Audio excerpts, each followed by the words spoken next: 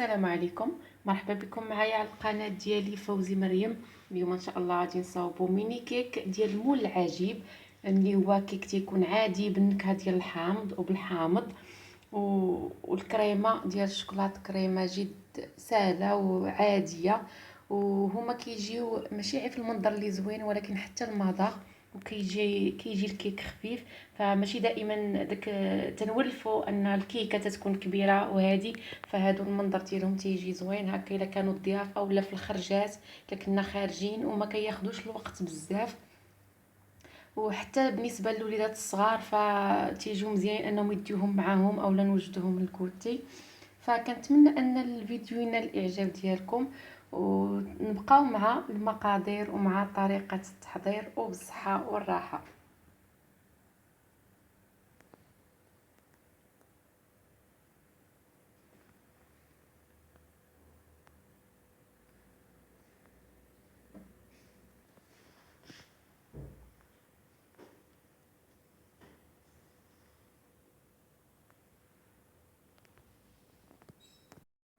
فبالنسبه للكيك غادي ندير كيك عادي. عندي هنا 3 البيضات. غنبدا بسم الله.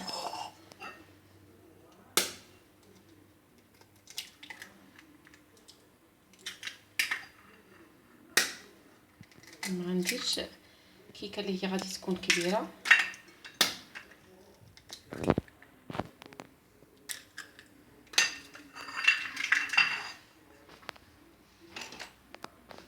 وغادي ندير عليهم واحد رشه ديال الملح،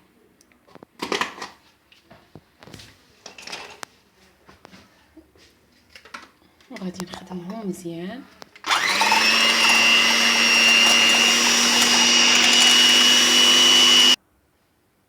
غادي ندير كاس لاروب ديال سنيده، كاس ديال العنبه نديرو مع البيض، وغادي ندير واحد ساشي ديال الفاني، لان الكيكه غادي نديرها عاديه.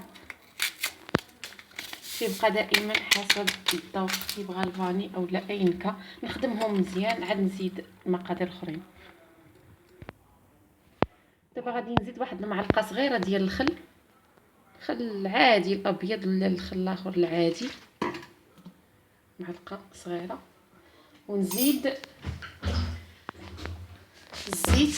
فدائما انا الزيت ما غاديش نديرش كميه كثيره، فما بين ربع كاس حتى نص كاس، ما غاديش نكثرها. نزيدها ونزيد كاس لاروب ديال الحليب. فهاد المقادير كامله سائله غنزيدها. كاس لاروب، كاس لاروب ديال الحليب، ونعاود نخلط.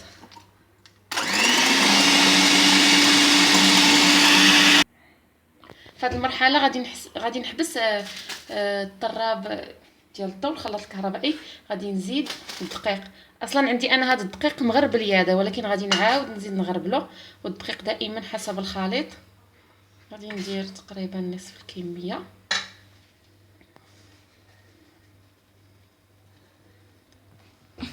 نغربل شويه.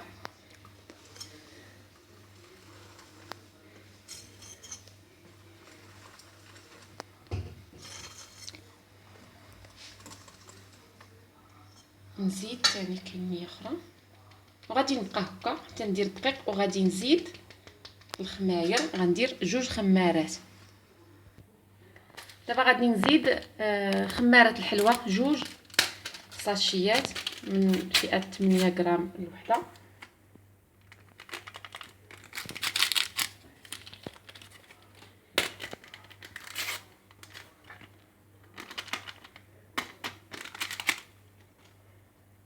نخلط. واخر مرحله غادي نزيد واحد المعلقه ديال الحامض، معلقه كبيره ديال الحامض، ونخلط. كما كتشوفوا راه التفاعل ديال الخميره هي دابزه. الخليط انا ديال الكيك ما يكونش خفيف وما يكونش ثقيل بزاف، هكا تيكون بحال هذا الشكل، ثقيل غير شوي هكا.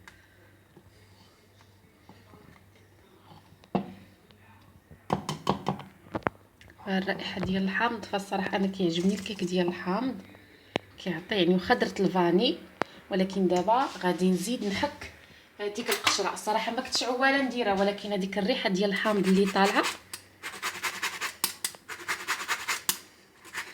نحك غير شويه من هذيك القشره الفوقانيه، نحاول ما نوصلش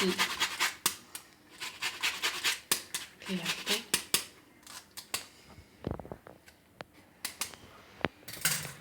صافي ونخلط. فهي كنصيحه دائما اي نكهه بغينا نزيدوها للكيك تتكون في المرحله الاخيره، باش كتبقى ديك النكهه تتبقى في الكيك مجهده، ماشي بحال الا زدناها في المرحله الاولى فما تتكونش هذيك ديك النكهه طالعه بحال الا زدناها في اخر مرحله. صافي دابا الكيك عديها هو وجد الخليط، وغادي ناخذ هاد لي مول خاصين بالميني كيك، يعني الكيك الفردي كيتسمى كيك تيتسمى المول ديال المول العجيب، بحال هذا الشكل تكون فيها هاد الحفره من الوسط. غادي ندهنهم بالزبده كاملين وغادي نرشهم بالطحين، عاد نعمرهم. لي مول من بعد ما دهنتهم بالزبده ورشيتهم بالدقيق غنحطهم في هذا الصينيه تاع الفران ديال الفرن، وغادي نبدا نعمر. بسم الله. فيعني غير الوقت اللي انا تندهن فيها يعني الخليط الخميره تفاعلات. بسم الله. والريحه تاع الحامض رائعه. وغادي نعمر يعني ثلثين ونخلي الثلث فين غادي يطيبوا. دائما نكب العجين في الوسط. الفران انا يلاه شعلته، يعني صراحه ما شعلتوش قبل، نحط دائما سوس هكا فنزيدها شويه ونحطها. الفران ما شعلتوش قبل بزاف، فانا يلاه شعلته في هذه اللحظه هذه. صافي غادي ندخلهم، ما كياخذوش الوقت بزاف، يعني راه ما كاملاش 10 دقائق لان العجينه قليله، ليمون صغار. صافي وغادي نخرجهم.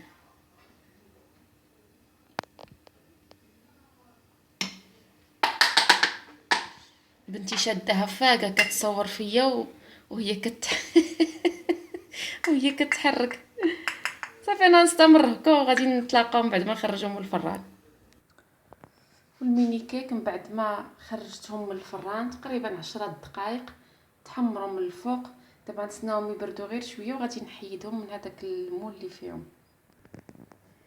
دابا غادي نبدا نحيدهم، الصراحه فهما باقيين سخان، نقلبهم فوق شي شبكه فدغيا كيتحيدوا كيف ما كتشوفوا لانني دهنا المول بالزبده.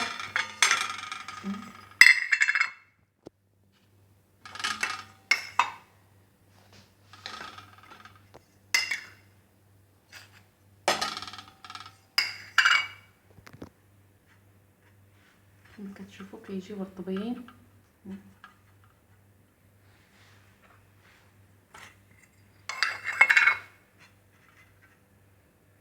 يعني كيجيو من الداخل خفاف، فما تسنيتهمش حتى بردوا. فهو عادي كيكون دائما وحده كتكون طايبه بزاف، يعني على حساب الفران اللي كنحطوهم، شي كيجي في الجنب شي كيجي في الوسط، فدائما اللي كيجيو في الجنب كيكونوا محمرين بزاف. دابا غنتسنى عليهم حتى تيبردوا عاد غادي نعمرهم. بالنسبه للكريمه اللي غادي ترافق هاد لي ميني كيك غادي ندير 2 كيسان تاع الحليب بارد.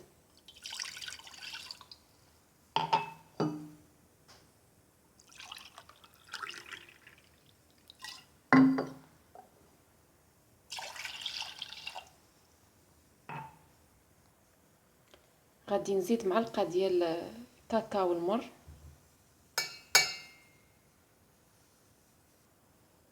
ونزيد معلقه ديال مايزينا نشا الذره، ونزيد واحد ساشي فلون عادي. يمكن لكم تزيدوا الفلون ديال الشوكولات.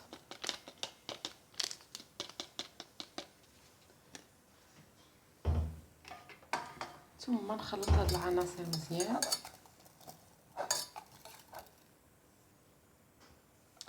فانا زدت السكر تقريبا شي 3 المعالق ديال السكر سنيده، وكيبقى دائما السكر حسب الذوق، قال لكم تزيدوا اولا تنقصوا. غنحط هذا الخليط فوق البوطه حتى يغلى ويتقال مزيان، عاد نحيدو. والكريمه من بعد ما حيدتها من فوق النار تبخات كما كتشوفوها هي تقالت. دابا غادي نزيد ليها واحد دانيت شوكولا اختياريه، يمكن لكم تزيدوا قطعه تاع الشوكولات. انا عندي الكلاصاج اللي فايت حضرته غادي تلقاوه على القناه ديالي، كلاصاج ميروار شوكولا. فانا كنحتفظ به في المجمد، فما كيخسرش فاش كنبغي نستعملو كنجبدو بواحد الوقت قليل وكنستعملو. غادي نزيد دانيت شوكولا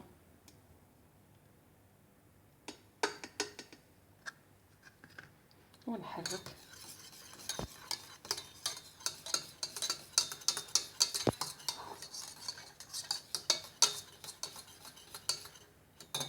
في هذا الاثناء انا حاطه لي ميني كيك هما باش يبردوا شويه. فهذه انا كنت عوض الدقيق اللي درت في المول درت الكوك، كيف ما كتشوفوا جات مثقبه، جات مختلفه على الاخرين.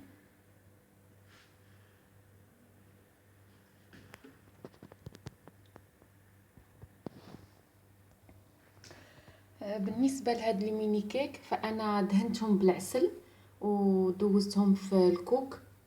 انا كيعجبني مذاق الكوك بزاف كيف ما كتشوفوا، وهادو خليتهم عاديين. فحتى هادو كيجي المنظر ديالهم زوين. وبالنسبه للعسل فهو فكره مزيانه اننا ندخلوه للوليدات، ما كاين اللي ما كيبغيش العسل، فدهنتهم في الجناب بالعسل ودوزتهم في الكوك. ولا كريم عندي ها هي صافي وجدات. دابا غادي نعمر. فانا كنصور بوحدي ما كاينش كي غادي ندير. بسم الله في القياس. تتبقى دائما طريقه التزيين على حساب كل وحده شنو كتبغي، على حساب دائما اللي موفر عندنا في البيت.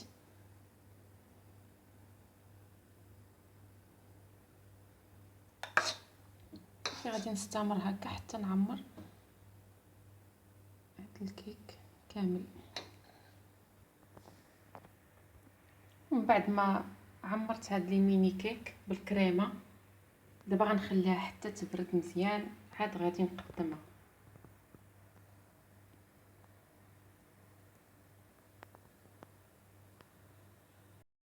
ولي ميني كيك ها هما من بعد ما بردوا، فكيف ما سبق وقلت طريقه التزيين كتبقى على حساب كل سيده وشنو اللي متوفر عندها وشنو اللي كتبغي.